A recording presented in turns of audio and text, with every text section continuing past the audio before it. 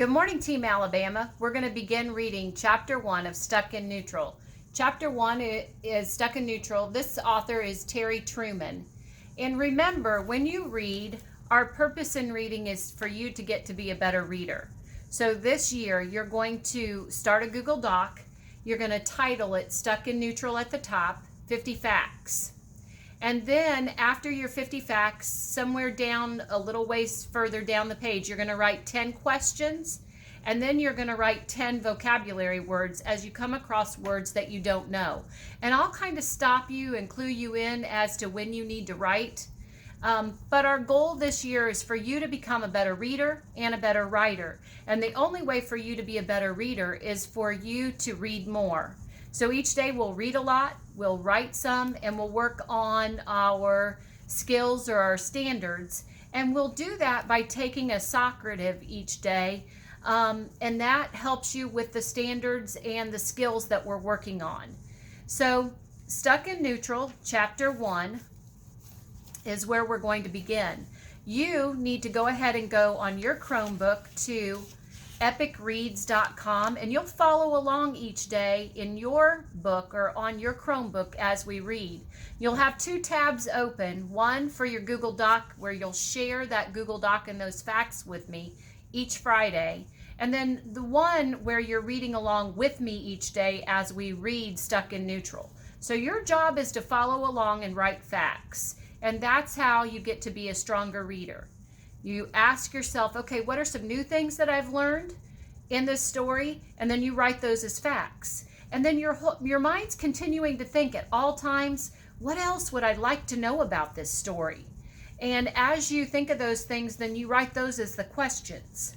So Chapter 2, go ahead and find it on Epic Reads, www.epicreads.com, or on 24symbols.com, or on scribd.com, scribd.com. Okay, any of those locations you can find Stuck in Neutral by Terry Truman. Chapter 1.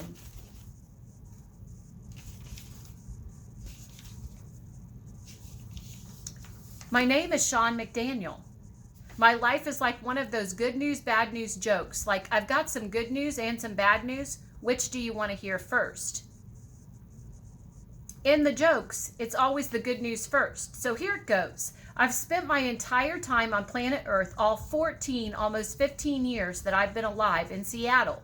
Seattle is actually 100 times cooler than you could believe, unless you lived here too. Some people gripe and moan about the rain and the weather, but I love Seattle. I even like the rain. Our house is about a mile from the Seattle Center, home of the Space Needle, Key Arena, where the Sonics play, and the Pacific Science Center, and we're only about a mile and a half from Belltown, the unofficial former grunge capital of the universe. Okay, so in that first page, we've learned quite a few facts that we can write, and they're all going to be complete sentences. So we're going to write our main character is Sean McDaniel, or Sean McDaniel is the main character in Stuck in Neutral. Start with a capital, end with a period. Sean is almost 15 years old, period. Sean lives in Seattle, period. Sean loves the rain, period. They live about a mile from the Seattle Center, home of the Space Needle, Key Arena, where the Sonics play. Okay? All of those are facts that we can add. And remember, our goal is to get to 50 for each book that we read. So 50 for Stuck in Neutral. And if you do 20 extra, you get 20 extra credit points. I'm the youngest kid in our family, 3 years younger than my sister Cindy and 2 years younger than my brother Paul, who, although I'd hate for them to know it, I admitted it, are pretty cool for a brother and sister. So a couple more facts we could add here. Sean has a sister, Cindy. Sean has a brother, Paul. If you want to, you can add their ages in there. Okay, that's good news, huh? Here's some more. I have this weird, I don't know what you'd call it, ability, gift, power, whatever name you want to give it. The thing is that I can remember everything I ever hear perfectly with total recall.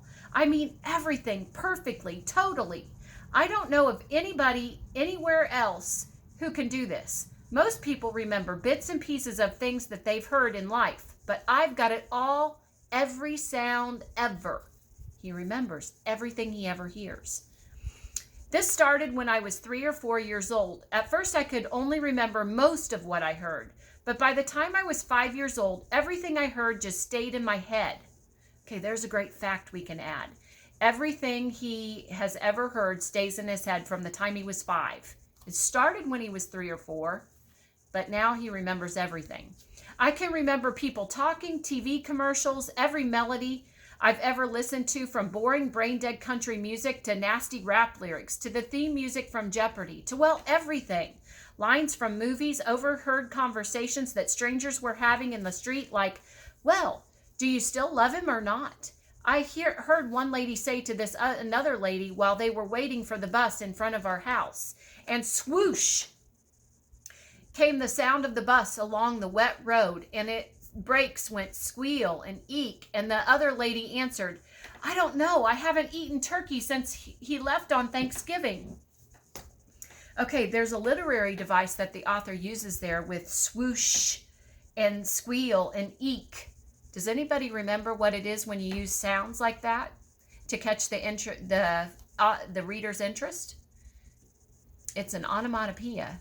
And as a writer, you can use those also as a hook. For all you know, I might remember perfectly what you said to your girlfriend 2 years ago when I overheard you two fighting outside the Orange Julius at Northgate, or what your dad said to you in Champs when you were 10 and you and he were shopping for a baseball mitt. Remember you wanted that Ken Griffey Jr. autographed model, but your dad said it cost too much? He wanted you to buy a cheaper one made in Taiwan.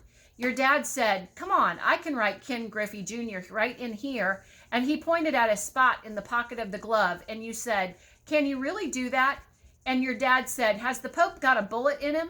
And you both laughed. I'm not making it up. It happened. And if I heard you again even once after all these years, I'd recognize you. I'd remember your voice and the sound of it perfectly.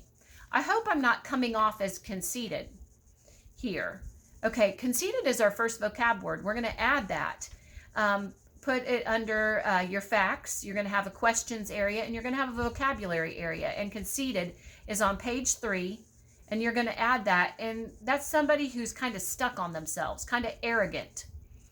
I am sure I am. I mean, I don't think that my hearing memory is kind of amazing, but it's not like it's made me rich or famous. I just happen to have this one talent, and I know that it makes me gifted and special. Yuck. I hate that word special when it's applied to people, as in he's a very special person. Geez, who isn't? But the other side of people is true too. Everybody has negatives about themselves, stuff that they wish wasn't a part of them. The bad news about us. I could go on about my good news for hours, but you probably want to hear the punchline. My bad news, right? Well, there isn't that much, really. But what's here is pretty wild. First off, my parents got divorced 10 years ago because of me. Okay, that's a good fact we could add. Sean's parents got divorced 10 years ago because of Sean. My being born changed everything for all of us in every way. My dad didn't divorce my mom or my sister Cindy or my brother Paul. He divorced me. That's another good fact. Sean's dad divorced Sean. He couldn't handle my condition, so he had to leave. My condition? Well, that brings us to the guts of my bad news. One bad news deal is that in the eyes of the world, I'm a total retardate. A retard, not retard like you might use the word to tease a friend who just said or did something stupid. I mean a real retard. Real in the same way that total means total, as in total retard. Everybody who knows me, everybody who sees me, anybody who even gets near me would tell you I'm dumb as a rock. Let me illustrate through the wonders of science. Every year, the school district sends out a school psychologist or scientist to test me for an IEP, an individual education plan. And every year since I was 6, the psychologist gives me a bunch of tests, scientifically normed and standardized, which are mainly intelligence tests filled with shapes and colors, square pegs, round holes, and who was George Washington, and what's 2 + 1. And every year I sit here and miss every question, fling the blocks into the air, or drop them all over and smack myself in the eye with one. Then the shrink goes in and gives my mom a number, IQ equals 1.2, or mental age 3 to 4 months, not years. Then the psychologist packs up his scientific garbage and moves on to the next dummy. This has gone on for 8 years now. Every year, year in, year out. Yep, according to the world, I'm dumb as a fence post. I've heard the docs explain why they think I'm so stupid to my parents, and my parents explain it to their friends about 1 trillion times. They think it's because my brain doesn't work. They don't know that is only partially true. End of chapter 1.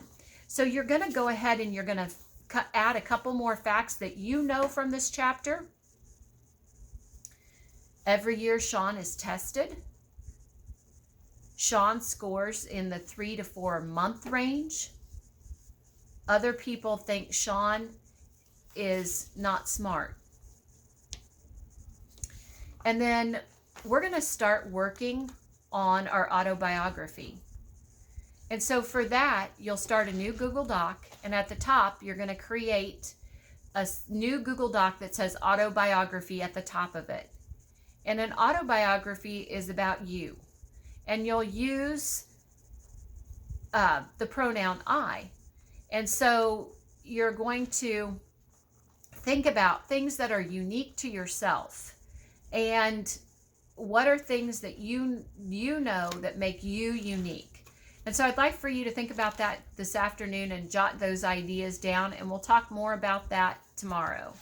Have a great evening, Team Alabama, and make sure that you got at least 5 facts today. If you got more than that, 10 or whatever, that's awesome. Thank you.